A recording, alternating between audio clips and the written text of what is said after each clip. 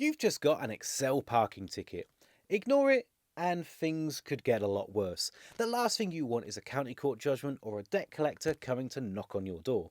But that doesn't mean you have to pay it instantly. Successfully appealing a fine isn't nearly as hard as many people imagine. I'll show you how. Now, simply ignoring your ticket could see you receiving more letters, calls, and if things really escalate, a county court judgment.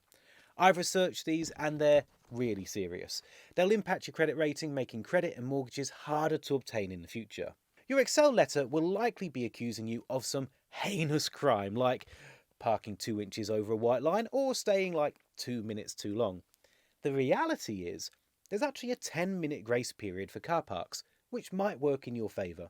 If you believe the ticket was wrongly issued, say you're within that grace period, then your first port of call should be to speak with the facility manager who might be able to have the ticket cancelled for you. If that fails and you still think the parking ticket is unfair, say a genuine emergency or a vehicle breakdown prevented you from leaving the car park on time, then that might give you good grounds for an appeal. Additionally, Excel are obligated to make their parking rules clear. If you feel that the signposting was unfairly poor, then strengthening your appeal by going back to the scene of the crime and snapping a few supporting photos is certainly not a waste of time. Be sure to follow the appeals procedure on your ticket as soon as possible.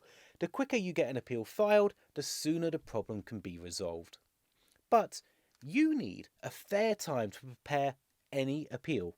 If Excel didn't get their letter to you within 14 days, then it's not unreasonable to ask for some extra time. Writing an appeal letter can feel a bit daunting. It's hard to be totally sure what to say. A popular option is to consult a solicitor who can help to make your appeal airtight. There are many online solicitors that work out cheaper and easier than meeting in person.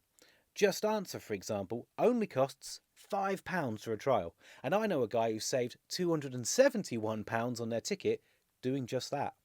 I've linked to that offer in the description. If you use it, you'll also be helping to support Money Nerd, so thank you.